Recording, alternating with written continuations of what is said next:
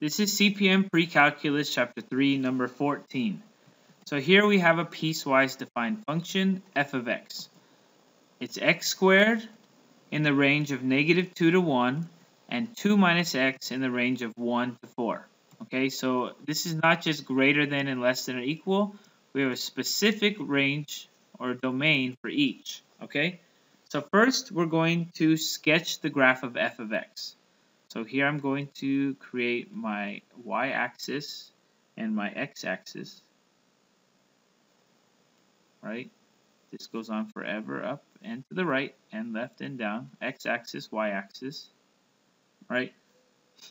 I'm going to go ahead and mark some points on my axis, right? This is -2, this is 1, this is 4, right? Those are critical points because the domain starts at -2 and stops at 1. So it goes from -2 to 1 for x squared. It starts at 1 and goes to 4, right? Actually, I wrote this one wrong. It's just less than here. But it starts at 1 and goes to 4 for 2 minus x, right? So let's go ahead and graph this. We know x squared, right? It just, I could even put some y values. X squared would just, it starts at 0, 0, and it's our parabola, right? And -1 times -1 is +1, hits this point. -2 times -2, though, is +4, it's going to hit this point. Right, so it's a parabola like this. Again, it's going to hit those points over here as well. 1, 2, 3, 4. It should go all the way up to here. Right. So here's a parabola from -2 to 2. Oops, so I want to stop this actually at x is equal to 1. So I'm going to erase to the right where I drew it too much, right? And so now at x is -2, right? We have equal included, so this is going to be a closed circle. But at x is 1 here, here's x is 1, it's not included, so I'm going to make this an open circle, right? Open circle at 1, 1. So now let's go ahead and graph the second piece. This I know is a line with y-intercept 2, right? Here's the y-intercept, and the slope is -1, right? -1x plus 2, so it's y equals mx plus b, with b is 2 and m is -1. So the graph should look something like this, right? Starting at 2, right one, down 1, right one, down 1, so more like this, right one, down 1, like this, right? Except we want it to start at x is equal to 1. So the graph doesn't start here. It starts here at x is equal to 1, which hits the point 1, 1, and it goes down 1, right 1 over 1, just the slope, right 1 over 1, right 1 over 1, right? So it looks like this, actually. Between 1 and 4, it's a line just like this, okay? At x is 4, 2 minus 4 is -2, so this point is 4, -2, just like this point is 1, 1, and this point here is -2, 4, right? These points. Since it's a closed circle at both these points, because it's or equal, this overlaps the open circle there, and so it's a continuous function, okay? So now let's go ahead and find the range of this function. Well, we can see the range is looking at the y values. Well, the y values start at -2, right? So let's go ahead and say the range starts at -2, and it includes -2, and it includes everything up. There's a point in the range until this point, right? Well, the y value there is 4, so it goes from -2 to 4, and it's including 4, so I'm going to use a closed bracket there as well. Okay, so the range is -2 to 4. and that's just looking at the y values. The zeros are the x values that touch the x-axis, okay? So here we're touching the x-axis, right, at 0, 0. So x equals to 0, we have a 0. And here we have another 0. We're crossing the x-axis at 2, 1. So x is equal to 2. So x is equal to 0. And 2, we have zeros. We have intercepts. Zeros are the same as x-intercepts.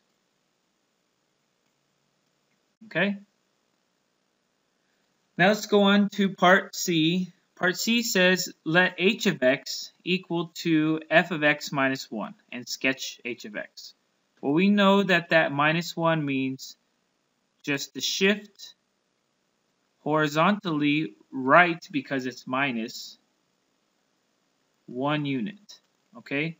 So I'm going to graph it on the same axes we have up here. Everything shifts to the right 1 unit. So this point moves here. This point moves here, right? This point moves here. So we have a graph going like this, right? All these points are shifting to the right 1 unit. Okay, so in green here, we have h of x. And in blue, we had f of x. All right. So this is our sketch of h of x. Now we want to write the expression for the piecewise function h of x. Well, h of x we know is just f of x minus 1, which is defined to be a piecewise function, and we're going to change everywhere we see x to become x minus 1. So here we see an x and it's squared, so that becomes x minus 1 squared. Right? Let's keep going up. For negative 2 is less than or equal to x is less than or equal to 1.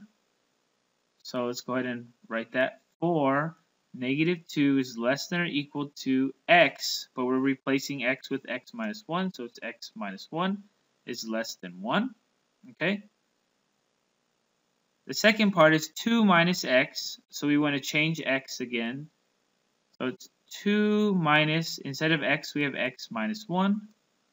4, and then we have 1 is less than or equal to x is less than or equal to 4. So we want to change that. 4, 1 is less than or equal to x minus 1 is less than or equal to 4. Okay? So let's simplify this. We're going to leave this as it is because that's just showing us that it's x squared shifted to the right. But let's go ahead and fix our domain restriction here by adding 1 to both sides of each equation, right? Because this is really two inequalities. So negative 2 plus 1 is negative 1, less than or equal to x, less than 1 plus 1 is 2. So then this is going to be 4, negative 1 is less than or equal to x is less than 2. Okay? Now the second piece, let's go ahead and distribute the negative. So it's going to be 2 minus, or 2 plus a negative x, a positive 1. So we combine like terms, this is just negative x plus 3, right? The 4 again, we want to go ahead and add 1 to all sides of the inequality. So we get 2 is less than or equal to x is less than or equal to 5. So 4, 2 is less than or equal to x is less than or equal to 5.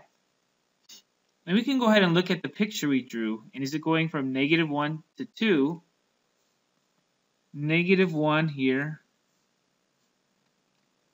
Negative 1, yes, that's where we start. To 2, right, that's where we stop in green. And then starting from 2, we're going to now x value of 5. So that looks right. The green goes from negative 1 to 2, and then it starts again the next piece from 2 to 5. Okay? So this is the definition of h of x. Finally, we want to find the range in zeros of h of x. How does this compare to your answer in part B? So let's go ahead and look at the graph. Well, the range, the y values, they still start here in green at the y value of -2, right? This is -2. And we get all values between -2 and it stops again at 4. So the range is the same. The range, it goes from -2 and stops at 4. And this is same as part B, right? Zeros are x-intercepts, right? Well, before it happened, the x-intercept was at 0 and 2. Now we're touching the x-axis at 1 here. So I'm going to write here zeros, x is equal to 1, and also x over here crosses the x-axis, x is 3. So x is 1 and 3. So our zeros are now x equals 1 and 3. And how does that compare to what we had before of 0 and 1? Well, this we're just adding 1, right? We're adding 1 to this, to the x values of the zeros. Okay? So the key thing to note, well, we see the range stays the same when we're just shifting the function left and right. And that makes sense because you shift it left and right, that doesn't change the range because the range is looking at the y values up and down. While the zeros, we're looking at the x values where we're crossing the x-axis, so shifting it does change the zeros. But it changes it exactly how we're shifting it. We shift it to the right by 1, and now we're adding 1 to the x values of the zeros.